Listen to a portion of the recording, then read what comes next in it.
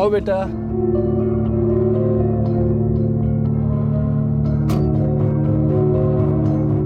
चलो बेटा, घबराओ नहीं, आ जाओ।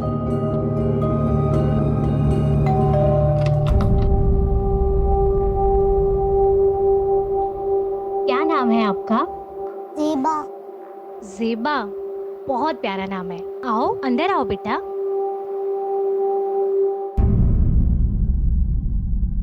अंकिता, अब तुम्हें अपने ससुराल वालों से डरने की कोई जरूरत नहीं। तुम हमारी प्रोटेक्शन में, तुम्हारा कोई कुछ नहीं बिगाड़ सकता। देखो, हमें पता चल चुका है कि तुम्हारे ससुराल वालों ने ही तुम्हें किडनैप करवाया, क्योंकि तुम जहां हमें मिली उस बिल्डिंग में भी हम तुम्हारी सास को फॉलो करते करते ही पहुंचे थे।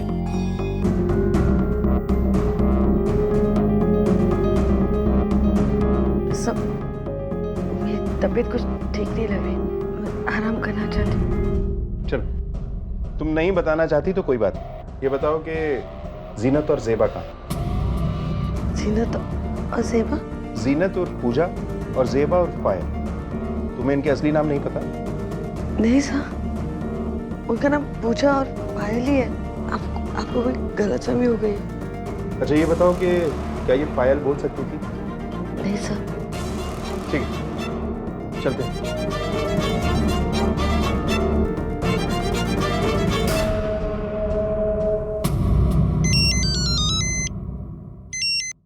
हेलो पंकज, मैं इंस्पेक्टर शिंदे बोल रहा हूँ। हाँ सर बोलिए। तुम्हारी भाभी अंकिता हमें मिल गई। अब उसने अपनी किडनैपिंग के बारे में कुछ बताया?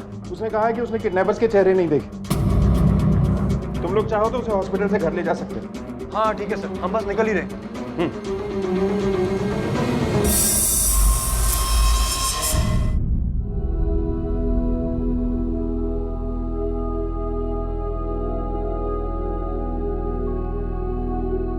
ये लो बेटा, आपके लिए दूध का ग्लास। लो, नहीं पियोगी?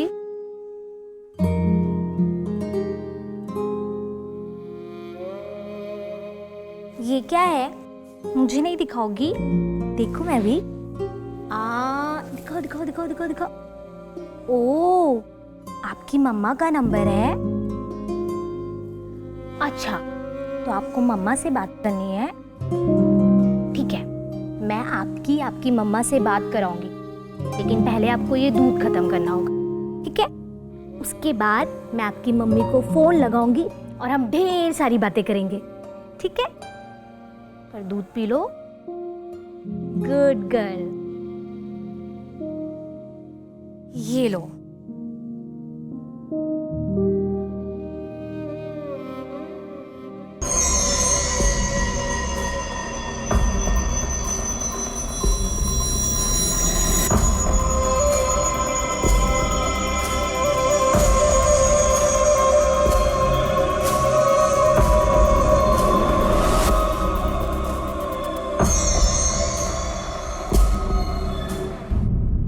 हम तुमसे ये जानना चाहते हैं कि तुम और पूजा कहाँ मिली।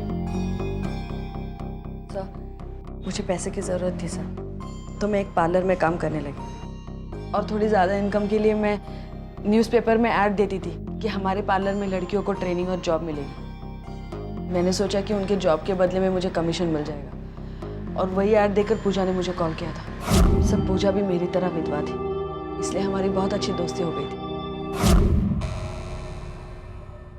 इस आदमी को जानती हो? ये तो अराफात है।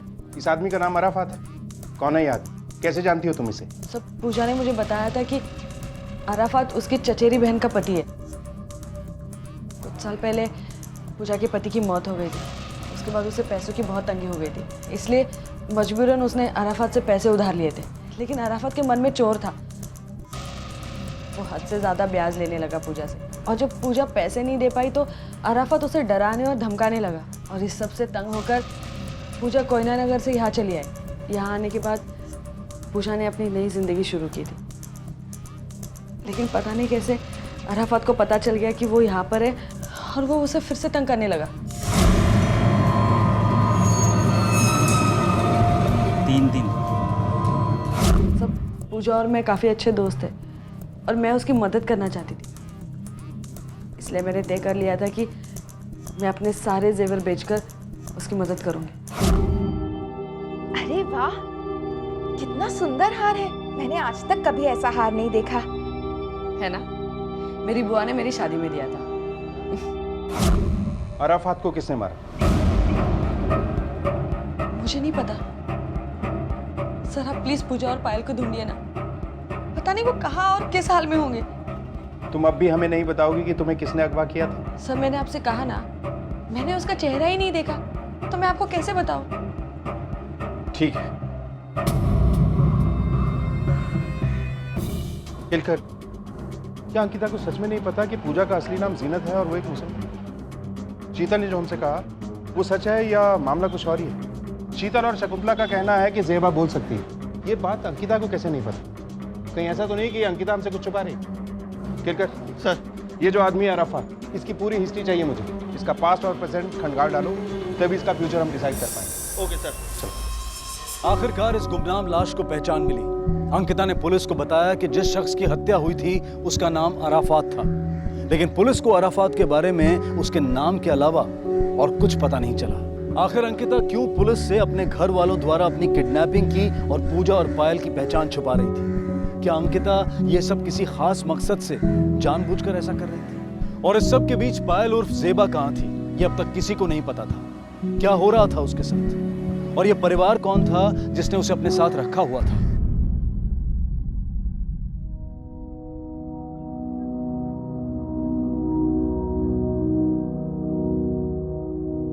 Good morning. आपकी नींद पूरी हुई या नहीं? क्या हुआ, कुछ चाहिए आपको? हाँ, मुझे मेरी नोटबुक चाहिए। मुझे मेरी अम्मी से बात करना है। अच्छा, आपकी अम्मी से तो मैं वैसे ही बात कर चुकी हूँ। आपको पता है वो आपको शाम को लेने आ रही हैं। क्या हुआ, आप खुश नहीं हो? आपकी अम्मी आपको लेने आ रही हैं। ज़ेबा, क्या सोच रहे हो आप? क्यों उदास हो? आ जाओ, मेरे पास आ जाओ। जाओ बेटा, अंकल के पास जाओ। उठो उठो उठो, जल्दी जल्दी जल्दी जल्दी जल्दी।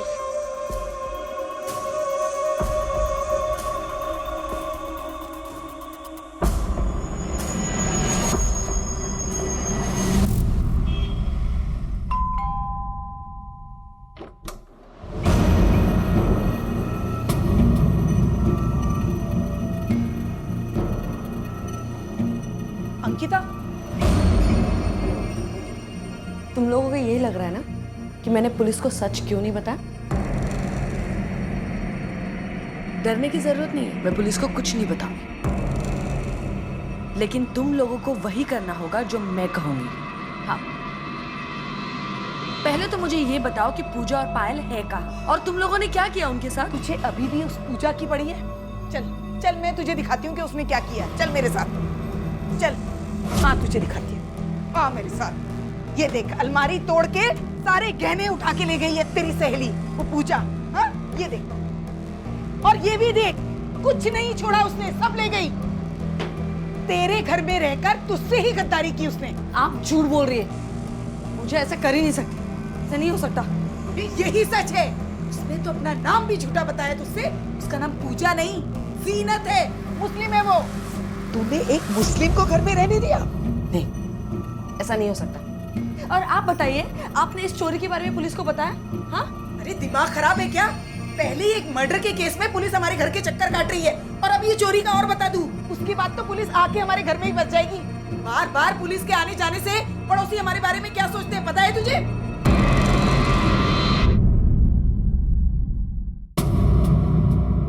सर, अराफात खान एक हिस्ट्री सीटर है सर। इस पर लूटपाट, चोरी, किडनैपिंग और हाफ मर्डर के कई केसेस दर्ज हैं। सर, आपने मुल्सी रिसोर्ट वाले केस के बारे में तो अखबार में पढ़ा ही होगा। इस चोरी में उसने अपने 2 दोस्तों के साथ करीब 30 लाख रुपए की चोरी की थी। जीनत? सर, ये औरत अराफात की बीवी जीनत है। उसकी एक बेटी भी है जिसका नाम ज़ेबा है। अच्छा, अराफात के जो चोरी में 2 साथी थे, उनके नाम क्या है? सर, एक का नाम परीक्षित था जो अब मर चुका है, और दूसरे के बारे में हमें कुछ पता नहीं चला। ये परीक्षित मरा कैसे था? सर, परीक्षित हमें काफ़ी घायल हालत में मिला था। उस पर चाकू से हमला किया गया था और वो किसी तरह से खुद ही हॉस्पिटल पहुंचा था। मरने से पहले उसने हमें बताया कि इस चोरी में उसके साथ उसका पार्टनर अराफात भी था। सर पैसे के बंटवारे को लेकर दोनों में झगड़ा हुआ, उसके बाद अराफात ने उस पर हमला कर दिया। लेकिन सर परीक्षित के मुताबिक उसने अराफात के हिस्से का पैसा उसकी बीवी जीनत को दे दिया था, लेकिन अराफात ये बात मानने को तैयार नहीं था। सर एक बात तो क्लियर है, पूजा का असली नाम जीनत और वो अराफात की भाभी नहीं बल्कि बीवी है, और अराफात से बचने के लिए ही उसने अपना नाम पूजा रखा था ताकि अराफात उसे ढूंढ ना पाए। क्या ये मुमकिन है कि परीक्षित ने अराफात के हिस्से का 10 लाख रुपए जीनत को दिया और जीनत ये रुपए हजम करके जेबा को अपने साथ लेकर यहाँ भाग गई, और वो चाय वाले ने अंकिता और जीनत के साथ उस दिन अराफात को देखा तो अराफात जीनत से अपने पैसे वापस देने की बात कर रहा हो। लेकिन आखिर कोयना से यहाँ आकर जीनत ने 10 लाख रुपए का क्या किया होगा? सर जीनत अंकिता के घर रह रही, हो सकता है कि उसने अंकिता के घर में ही पैसे छुपाए हो सकता है। केलकर, इस अंकिता के घर का सर्च वारंट निकलवाओ। Okay sir.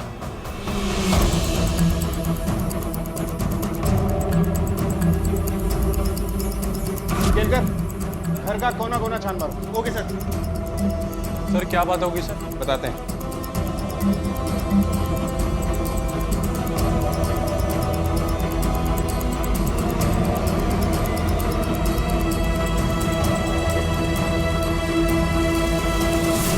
आखिरकार पुलिस को जीनत और अराफात के बारे में सब कुछ पता चल चुका था। अगर वाकई में जीनत अराफात के पैसों के साथ कोयना नगर से भागी थी तो उसने वो पैसे अपने पास ही रखे होंगे। कहीं ऐसा तो नहीं था कि उन 10 लाख रुपयों के बारे में सिर्फ अंकिता को ही पता था और इस सब के पीछे उसी का दिमाग था? या फिर जीनत खुद ही अराफात की हत्या कर वो 10 लाख रुपए और जेवर लेकर चंपत हो गई थी? पुलिस ने पंकज के घर की तलाशी ली जहां से उनके हाथ कुछ नहीं लगा। सर अंकिता के घर तो कुछ नहीं मिला, कहीं ऐसा तो नहीं कि हमारी ट्रेन गलत ट्रैक पर जा रही हो? केलकर, ऐसा भी तो हो सकता है कि हमारा ट्रैक सही है लेकिन हमने स्टेशन गलत चुन लिया। हो सकता है इन लोगों को जीनत के पैसों के बारे में पता चले। 10 लाख का अमाउंट बहुत बड़ा होता है। इतने पैसों के लिए तो कोई भी जीनत और उसकी बच्ची का रास्ता साफ कर सकता है। केलकर सर, तो जीनत की नाव लालच के भंवर में तो नहीं फंस गई? चलो।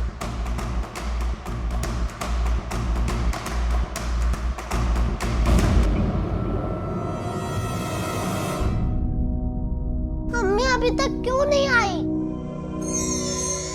बेटा, मेरी आपकी मम्मी से बात हुई थी, वो बोल रही थी उन्हें थोड़ा काम था इसलिए नहीं आ पाई वो, लेकिन वादा किया है जल्दी आएंगी आपको लेने। सच्ची?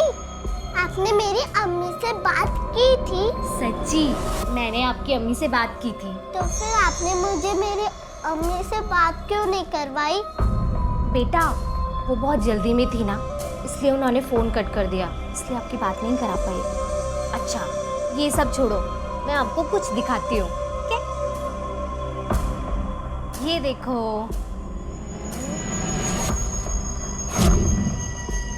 मेरी अम्मी मुझे लिपस्टिक लगाने नहीं देती थी। ठीक है, तो मैं तुम्हें लिपस्टिक लगाऊंगी, ठीक है? ये देखो, चलो आ करो। नहीं नहीं, मुझे मेरी अम्मी डांटेगी। मैं प्रॉमिस करती हूँ, मैं आपकी अम्मी को कुछ नहीं बताऊंगी। लिपस्टिक लगा लो।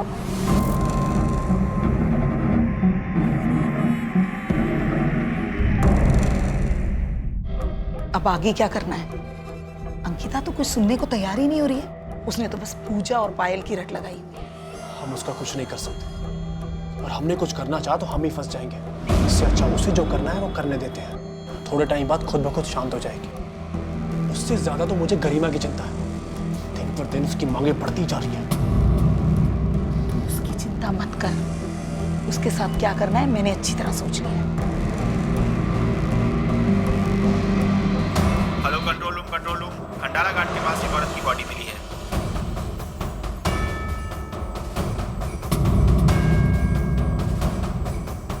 ये तो वही औरत है जिसका स्केच लोनावाला सिटी पुलिस ने जारी किया था। जी सर। उनको इन्फॉर्म करो।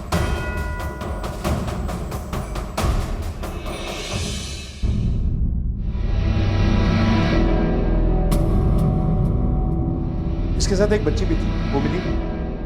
No sir. जीनत की हत्या के बाद अब यह केस एक डबल मर्डर केस में तब्दील हो गया था। पुलिस का सारा शक अब अंकिता पर ही था। आखिर जीनत की हत्या क्यों हुई होगी? क्या अंकिता ने ही उन 10 लाख रुपयों के लिए जीनत की हत्या कर दी थी क्योंकि उसे हमेशा पैसों की जरूरत रहती थी? क्या इस हत्या में अंकिता के परिवार वाले भी शामिल थे? अब तक पुलिस को जेबा के बारे में कोई क्लू नहीं मिल पाया था। क्या जेबा सुरक्षित थी?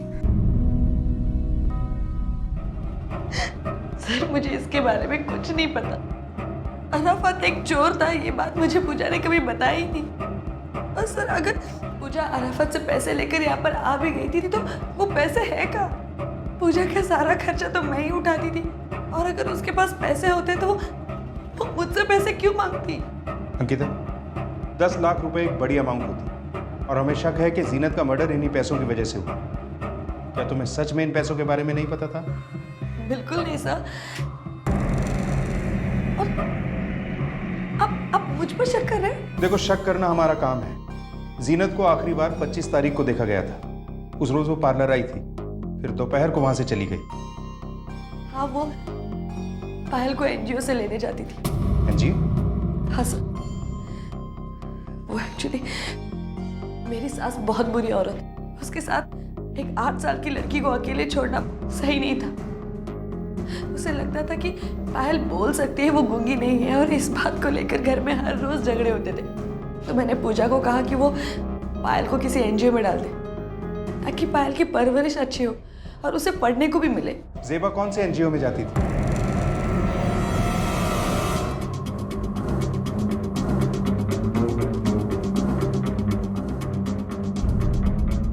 जी हाँ, ये तो पायल है, हमारी ही एनजीओ में पढ़ती है। इसकी माँ आई थी, बहुत ज़रूरतमंद लग रही थी तो हमने इसे एडमिशन दे दिया। मैडम, मैं बहुत परेशान हूँ, आप मेरी मदद कीजिए प्लीज़। बच्ची को अकेले पाल रही हूँ, इसके पिता अब इस दुनिया में नहीं, इसे प्लीज़ एडमिशन दे दीजिए मैडम। क्यों नहीं, ऐसे भी हमारा एनजीओ ऐसे ही बच्चों की सहायता करता है। आप यहाँ पढ़ सकती हो। हाँ सर, लंच के वक्त अक्सर पूजा आकर पायल को ले जाया करती थी, और उस दिन भी दोनों साथ में ही खाना खाने के लिए बाहर गए थे। क्या आपको पता है कि वो लोग खाना खाने कहाँ गए थे? जी, पायल ने मुझे बताया था कि पूजा उसे पास ही के एक पार्क में उसे खाना खिलाने ले जाया करती थी। पायल ने बताया? हाँ सर, इसका मतलब शकुंतला देवी सही कह रही थी कि पायल बोल सकती है। अच्छा, पूजा ने क्या अपना कोई नंबर दिया था आपको? सर, हमारे एनजीओ में सभी स्टूडेंट्स और गार्जियंस के डिटेल्स होते हैं, मैं आपको चेक करके बताती हूँ। ये लीजिए सर नंबर। सर, ये तो अंकिता का नंबर है। सर, 2-3 दिनों से हम ट्राई भी कर रहे हैं, पर ये नंबर लगातार स्विच ऑफ आ रहा है। सर, एक बात समझ नहीं आई, जीनत ने पूरे घर वालों से ये बात क्यों छुपाई कि ज़ेबा बोल सकती है? शायद इसलिए कि जीनत को डर था कि ज़ेबा लोगों से ये ना बता दे कि वो लोग मुसलमान हैं, और शकुंतला देवी को ये कभी बर्दाश्त नहीं होता। लेकिन सर, वो पार्क में जाकर ज़ेबा के साथ लंच क्यों करती थी? वो तो एनजीओ में भी लंच कर सकती थी। क्योंकि पार्क ही एक ऐसी जगह है जहाँ ज़ेबा और पायल बोल सकती है। सर, ये मामला बड़ा अजीब लग रहा है। अगर जीनत ने अंकिता से ये बात छुपाई थी कि ज़ेबा बोल सकती है, तो उसने उसका नंबर एनजीओ वालों को क्यों दिया? उसे ये डर क्यों नहीं था कि अंकिता को सारा सच पता चल जाएगा? शायद इसलिए कि जीनत को लगता होगा कि एनजीओ वाले किसी इमरजेंसी में ही अंकिता को कॉल करें। खैर, चलो पार्क चलते हैं। Okay sir. 25 तारीख को तुम यहीं थे? जी साहब, 25 तारीख को मैं इधर ही था। इस बच्ची को देखा था यहाँ? जी साहब, इस बच्ची को मैंने देखा था, इसके साथ एक औरत भी थी। क्या यही वो औरत थी? जी साहब, अक्सर ये दोनों इस पार्क में आया करते हैं। और क्या देखा तुम? सर, मैंने देखा एक वैन आई, उसमें से आदमी उतरा और बच्ची को उठा लिया। मैं शोर मचाने ही वाला था कि वो औरत अपनी मर्जी से गाड़ी में बैठ गई। अच्छा, उस गाड़ी का नंबर तुमने देखा था जिसमें इन लोगों को लेके गए? नंबर तो याद नहीं है साहब। सफेद रंग की गाड़ी थी, टूरिस्ट टैक्सी जैसी। गाड़ी के पीछे में शेर का निशान था। अच्छा, गाड़ी में कुल कितने लोग थे? पक्का तो बता नहीं सकता साहब, गाड़ी मुझसे दूर खड़ी थी, 2 लोग लग रहे थे साहब। ठीक है, तुम जा सकते। जी सर। ठीक है सर। आसपास जितने भी ट्रैफिक सिग्नल्स हैं, सबके सीसीटीवी कैमरास चेक करो। किसी ना किसी सीसीटीवी में ये गाड़ी जरूर कैद हुई होगी। इस गाड़ी की पूरी डिटेल्स निकलवाओ। हेलो। ओके सर, जीनत की पोस्टमार्टम रिपोर्ट आ चुकी है। रिपोर्ट के हिसाब से उसकी मौत 25 तारीख को दोपहर 2 से 3 बजे के आसपास हुई थी। पहले उसका गला घोट के उसकी हत्या की गई, उसके बाद उसकी लाश को फेंक दिया गया। 25 तारीख। और अराफात का मर्डर हुआ था 26 तारीख को। खेलकर कहीं इस अराफात ने ही तो जीनत को नहीं मारा? तो सर, इस अराफात को किसने मारा होगा? यही तो पता लगाना है। चलो।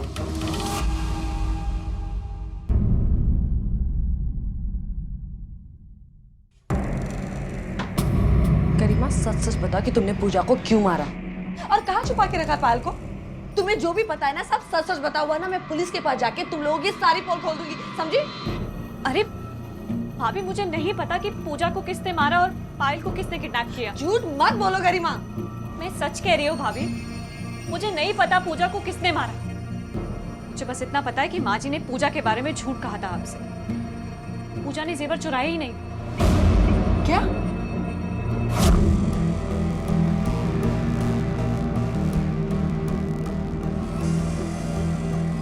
पंकज और माँ जी दोनों एक नंबर के लालची हैं।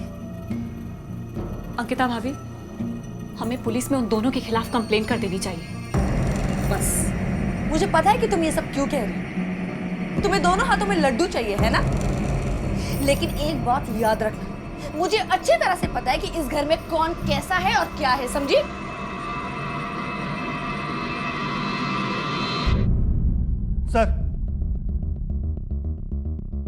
सर ये देखिए, उस पार्क के अगले वाले सिग्नल का सीसीटीवी फुटेज।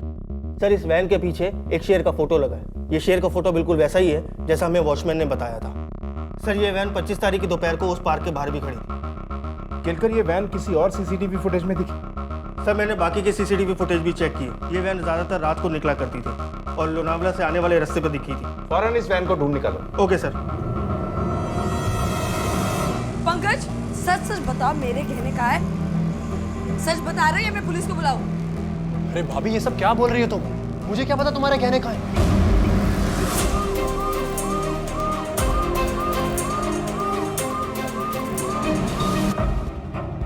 ये गाड़ी आपकी कंपनी की है? हाँ सर, ये गाड़ी हमारी है। 25 तारीख को ये गाड़ी कहाँ थी? 25 तारीख को ये गाड़ी होटल ब्लू बर्ड के पास थी। जो हमारे क्लाइंट हैं, उनका एक स्टाफ मेंबर अशोक, जो सुबह में गाड़ी लेकर जाता है और दिन भर गाड़ी अपने पास रखता है। शाम को ये गाड़ी मेरा ड्राइवर वापस लाता है सर। क्या 25 तारीख को ये गाड़ी वापस आई थी? नहीं सर, 25 तारीख को ये गाड़ी हमारे पास नहीं पहुंची, बल्कि होटल ब्लू बर्ड में ठहरी थी। 26 को हमारे पास आई। इस आदमी को पहचानते? नहीं सर, इस आदमी को मैंने पहले कभी नहीं देखा। अच्छा, ये ब्लू बर्ड होटल कहाँ है? बस सर यहाँ से 2 किलोमीटर की दूरी पर है। ठीक, थैंक यू। हेलो शीतल, मैं गरिमा बोल रही हूँ। हाँ बोलो गरिमा। देखो शीतल, मैं तुमसे कोई झगड़ा वगड़ा करने के लिए फोन नहीं किया है।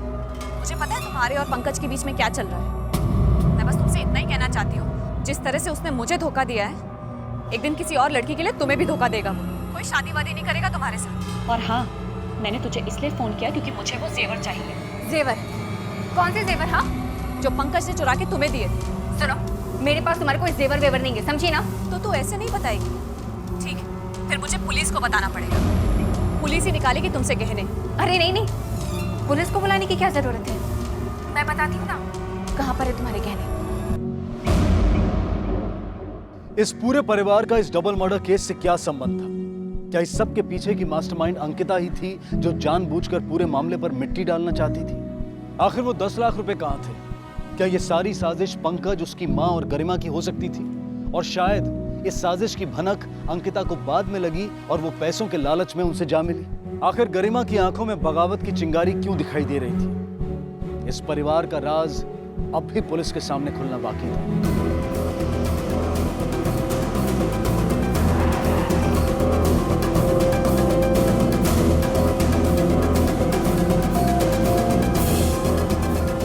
हाँ साहब, हमारे ट्रेवल से उस दिन गाड़ी मैं ही लाया था और मुझे प्रमोद ने गाड़ी लाने को कहा था।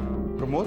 जी हाँ, मैं और प्रमोद अक्सर होटल का सामान लाने के लिए बाहर जाते हैं। तो 25 तारीख को ये प्रमोद भी तुम्हारे साथ था? साहब उस दिन हम कहीं नहीं गए थे। प्रमोद की तबीयत अचानक से खराब हो गई थी, तो इसलिए हमने जाना कैंसिल कर दिया और वैन होटल के पीछे पार्किंग में खड़ी थी। तो उस दिन वैन की चाबी किसके पास थी? साहब चाबी तो प्रमोद के पास थी। हाँ साहब, चाबी तो उस दिन मेरे पास ही थी, पर मैं नीचे वाले कमरे में सोया था साहब, क्योंकि मेरी तबीयत ठीक नहीं थी। मतलब 25 तारीख को तो मार्केट नहीं गया? नहीं सर, मैं मार्केट 25 को नहीं, अगले दिन 26 को गया था। आप किसी से भी पता कर सकते हो सर। किससे क्या पूछना है उसकी टेंशन तू मत ले। हम पुलिस वाले उड़ती चिड़िया के पर गिन लेते हैं। हाँ सर, गए थे। क्यों, क्या बात है? ये किडनैपिंग और मर्डर का मामला है सर। यहाँ पर काम करने वाला हर एक स्टाफ मेरे परिवार जैसा है। मुझे उन पर पूरा विश्वास है, वो कभी ऐसा काम नहीं कर सकते। मिस्टर मल्लन, विश्वासघात भी वही करते हैं जिन पे पूरा विश्वास होता है। खैर, अगर आपके सो कॉल्ड परिवार में कोई विभीषण है तो हम उसे ढूंढ निकालेंगे। चलते हैं। भाभी, ये आपकी ज्वेलरी। शीतल के पास रखवाए थे। भाभी, आप मेरे दोस्त हो। मैं माँ जी और पंकज की वजह से कुछ नहीं कह पाती हूँ, ना ही कुछ कर पाती हूँ। मुझे डर लगता है कि कहीं वो लोग मेरे साथ कुछ कर ना दें। एक्टिंग बहुत अच्छी कर लेती हो तुम। अगर किसी और के सामने करती ना तो शायद वो यकीन कर लेती, लेकिन मैंने एक बात अच्छे से याद आता, तुम चाहे कितनी भी कोशिश कर लो, मैं तुम पर भरोसा कभी नहीं करूंगी, समझी?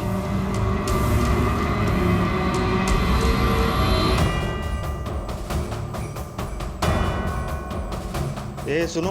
हाँ साहब। ये ब्लूबर्ड होटल में सामान तुम्हारे यहाँ से जाता है? हाँ सर। कौन लेने आता है? सर अशोक और प्रमोद आते थे। 26 तारीख को भी वो लोग आए थे? हाँ सर। तो रसीद तो दी होगी? दी है साहब। उस रसीद की एक कॉपी चाहिए हमें। Okay sir. हाँ पापा, बोला ना मिलेंगे आज। पंकज, गरिमा कहाँ है? मुझे नहीं पता, अभी तो अपने कमरे में थी। अरे मैं सब जगह देख चुकी, वो कहीं नहीं है। सर मैंने मार्केट के सभी वेंडर से बात की, उन सबका यही कहना है कि अशोक और प्रमोद 26 तारीख को सामान लेने वहाँ आए थे। उनके पास जो रसीद है वो भी ओरिजिनल है। सर इसका मतलब तो साफ है कि प्रमोद और अशोक 25 को नहीं 26 को वैन लेके गए थे। लेकिन केलकर, इसका ये मतलब तो नहीं कि 25 तारीख को ये वैन होटल से बाहर निकली ही नहीं। सीसीटीवी चेक किया?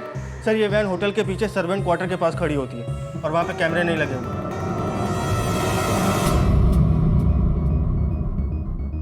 सर, मुझे आपको कुछ बताना है। जी बताइए। मुझे पता है सर, अंकिता को किसने किडनैप किया था।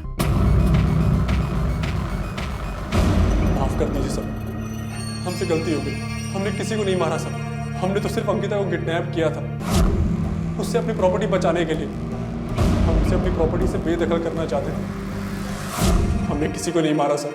अगर हमें किसी को मारना होता तो हम अंकिता को मार के रास्ते से हटा देते। बेशक तुम लोग उसे भी मार डालते, अगर वक्त रहते हम अंकिता को ढूंढ निकालने में कामयाब नहीं होते। बोलो, जीनत को क्यों मारा? तुम्हें पता चल गया था उसके पास 10 लाख रुपए हैं। इन्हीं पैसों की लालच में तुमने मारा उसे? नहीं साहब, हम सच कह रहे हैं, हमने किसी को नहीं मारा साहब। सब पूजा मुझे जान से भी प्यारी थी। वो एक ही तो थी जो मुझे समझती थी, तो मैं उसे क्यों मारूंगी? और मुझे किसी भी 10 लाख रुपए के बारे में नहीं मालूम सर। अराफात को तुम जानती थी, पूजा को भी तुम जानती थी। अब वो दोनों मर चुके हैं, वो 10 लाख रुपए भी गायब हैं। माजरा क्या है अंकिता? और जितना दूध का धुला तुम खुद को दिखा रही हो उतनी हो नहीं। तुमने हमसे ये क्यों छुपाया कि पंकज और तुम्हारी सास ने तुम्हें किडनैप किया था? सर मैं किसी भी तरह पूजा और पायल के बारे में पता लगाना चाहती थी। मुझे लगा कि पूजा और पायल को गायब करने में इन लोगों का ही हाथ है। सर ये रहे शकुंतला और पंकज के कॉल रिकॉर्ड्स। सर पंकज ने हमसे हमेशा ही झूठ बोला। 30 मई को उसको ब्लूबर्ड होटल से एक कॉल आया था। चलो, किसने किया था ये कॉल? सर याद नहीं आ रहा। मैं बताता हूँ सर मुझे एक आदमी का कॉल आया था। वो मुझसे किसी बच्ची के बारे में पूछ रहा था और मुझे धमकी भी दे रहा था। बच्ची तेरे पास थी ना? तेरे घर में है ना वो? क्या? अरे मेरे पास कोई बच्ची नहीं है सर। मुझे लगा कि आप लोगों ने मुझे कॉल किया कुछ सच निकलवाने के लिए। सर मैं सच बोल रहा हूँ, मुझे नहीं पता वो आदमी कौन था सर। होटल ब्लूबर्ड, इस होटल का इस केस के साथ कोई ना कोई कनेक्शन जरूर है। आखिर वो आदमी कौन था जिसने पंकज को होटल के नंबर से कॉल किया था और बच्ची के बारे में पूछ रहा था? सर मुझे तो उस बच्ची की फिक्र हो रही है। आखिर वो बच्ची जेबा कहाँ और किस हाल में होगी सर?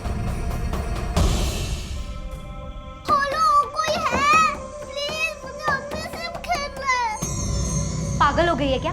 क्यों शोर मचा रखा है?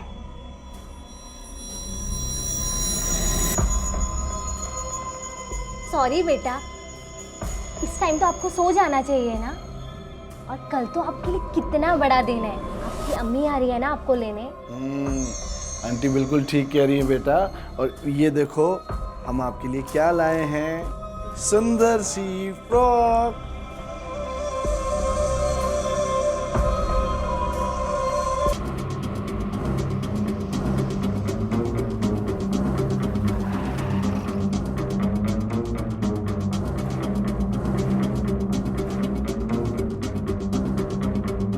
नंबर इसी होटल का है? हाँ सर, ये हमारा ही होटल का नंबर है। 30 तारीख को दोपहर 2 से 3 बजे के आसपास पंकज नाम के आदमी को यहीं से कॉल किया गया था। मैं जानना चाहता हूँ वो कॉल किसने और क्यों किया था। सर ये नंबर तो हमारे लॉबी का है। ठीक है, तो मुझे 30 तारीख के आपके लॉबी के सारे सीसीटीवी कैमरे के फुटेज चाहिए।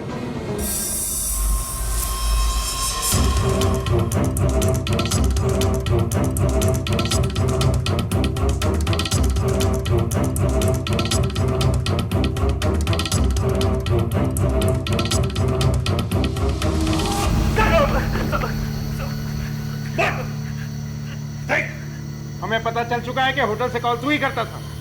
जीनत और जेबा को तूने किडनैप किया। बोल। गलती हो गई साहब, गलती हो गई साहब। तू तो कमरे में सो रहा था, होटल से बाहर कैसे निकला? मैंने चद्दर के नीचे तकिया रख दिया था और चुपचाप वहां से निकल गया था साहब। और कौन था तेरे साथ? चल कर, ये ऐसे नहीं बोले। नहीं बोलेगा। अराफत था मेरे साथ साहब। उसी ने मुझे उसके साथ चलने के लिए कहा था साहब। अराफत को कैसे जानता है? पॉलिसी रिजॉर्ट वाले लूट वाले केस में मैं अराफत का तीसरा पार्टनर था साहब। लेकिन अराफत जीनत के पीछे क्यों पड़ा था? बोल। क्या ये कहानी उन 10 लाख रुपयों से शुरू हुई थी? क्या वो 10 लाख रुपए वाकई जीनत के पास थे? साहब परीक्षित ने मरने के पहले मुझे सारे पैसे दे दिए थे। मैंने अराफात से झूठ कहा कि परीक्षित ने पैसे जीनत को दे दिए। और जब अराफात घर आया तो उसने देखा कि जीनत और जेबा दोनों ने, उससे मेरी बातों पे यकीन आ गया। मुझे लगा कि सच में जीनत ने सारे पैसे लेके भाग गई है सर। जेबा तो बच्ची थी, उसे तुम लोग बड़े आराम से उठा सकते थे, लेकिन जीनत? सब जेबा को गाड़ी में बिठाने के बाद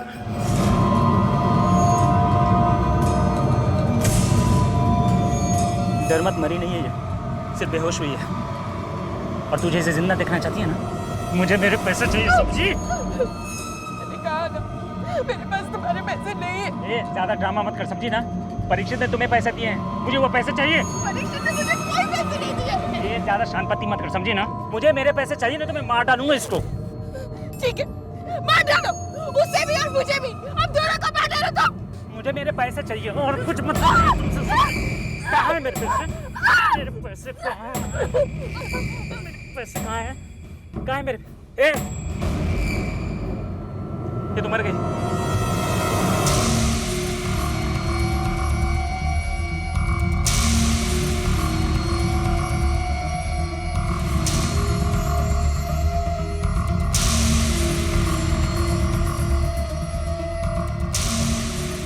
अगर अराफात का प्लान जेबा को किडनैप करके जीनत से पैसे निकलवाने का था तो उसने जीनत को क्यों मारा? क्या जीनत ने उसे पैसे दे दिए थे? तब अराफात ने पैसों के लिए दूसरा रास्ता ढूंढ लिया था। वो अपनी बेटी को बेचने वाला था पैसों के लिए। फिर आगे क्या हुआ? तूने अराफात को क्यों मारा? तुझे उसके भी पैसे चाहिए थे इसलिए? साहब अराफत को मैं क्यों मारूंगा साहब? उसे किसने मारा साहब मुझे नहीं पता। हम उस लड़की को लेके होटल पहुंचे और मैंने पीछे के रास्ते से उन दोनों को होटल के कमरे में छुपा दिया था साहब, बस।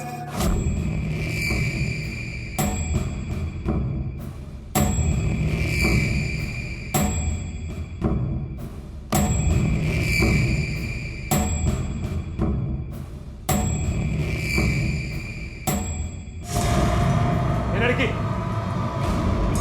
क्या कर रही तू? किसको कॉल लगा रही तू? किसको फोन लगा रही थी? हाँ?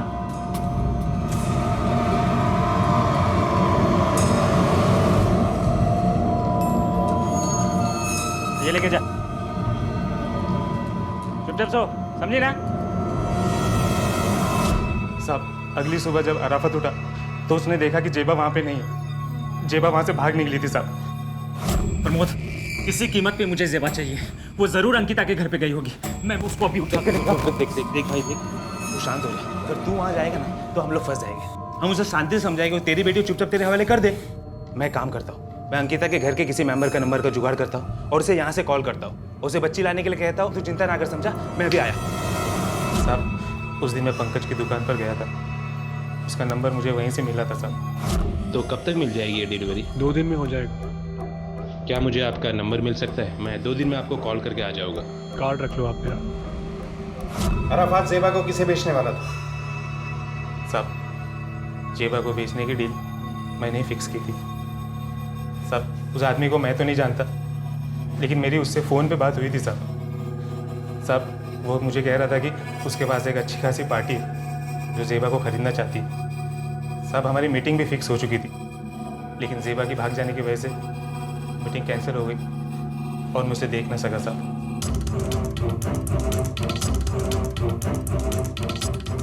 खेलकर फॉरेन होटल के सारे कॉल्स की लिस्ट चेक करो और पता करो कि ये कॉल कहाँ से आया था। Okay sir.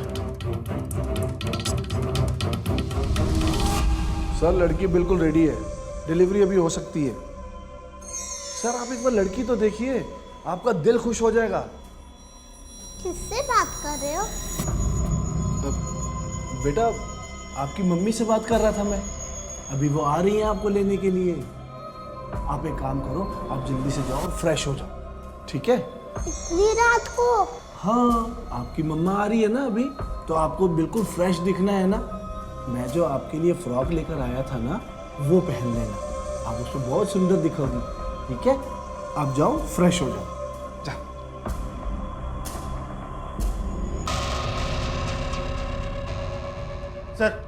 सर ये रही होटल ब्लूबर्ड की कॉल डिटेल्स। सर होटल के नंबर पर लोनावला से कॉल आता था और किसी प्राइवेट बंगलो का नंबर है।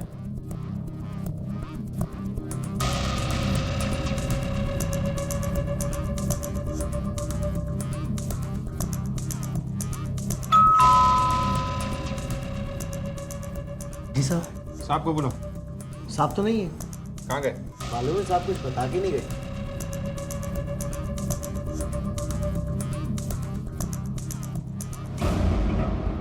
समझ गया होगा ना क्या बोलना है तुझे?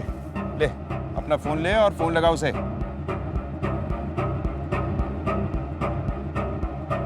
साहब पुलिस फिर से होटल में आई थी। वो लोग अशोक को ढूंढ रहे, मैं फौरन आपसे मिलना चाहता हूँ। क्या मैं आपके घर पे आऊँ अभी? किलकर। सर। अरे भाई कितना टाइम हो गया, कहाँ है लड़की? ये है लड़की।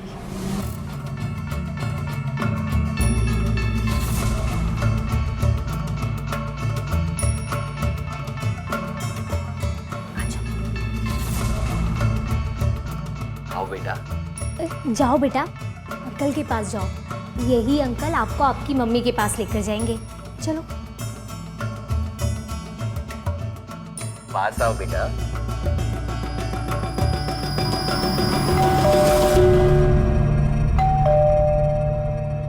शायद प्रमोद होगा।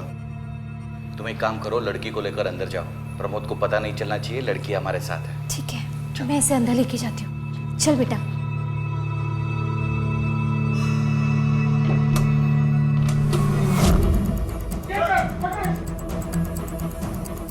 पकड़ इसे, पकड़।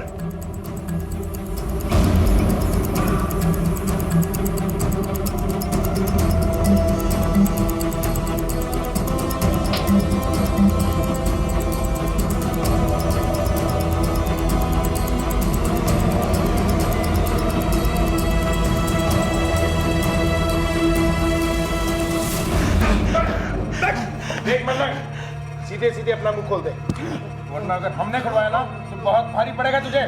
साहब जब मुझे पता चला कि उन लोगों के हाथ से लड़की निकल गई है तो मुझे लगा प्रमोद और अराफात ने उस लड़की का सौदा किसी और के साथ कर दिया है। तो प्रमोद से छुपते छुपाते मैं अराफात के रूम में गया।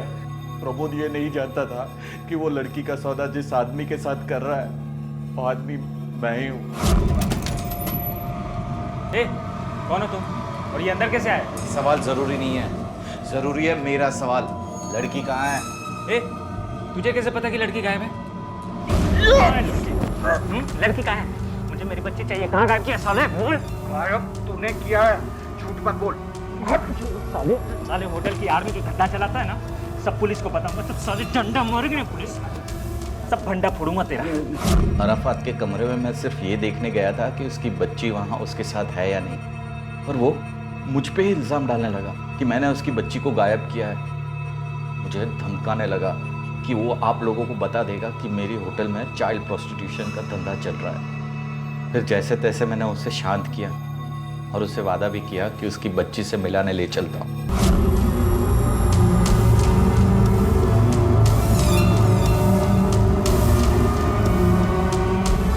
तू अराफात को उस झील के पास ले गया जहां तूने उसे मार डाला, सिर्फ इसलिए कि उसने तुझे पुलिस में जाने की धमकी दी थी।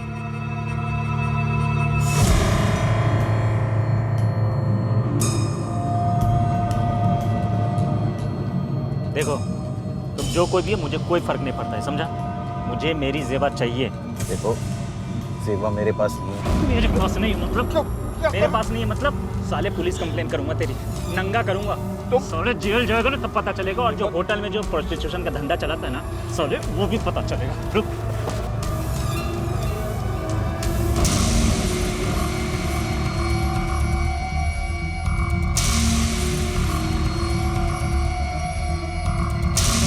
बच्ची मेरे पास सच में नहीं थी।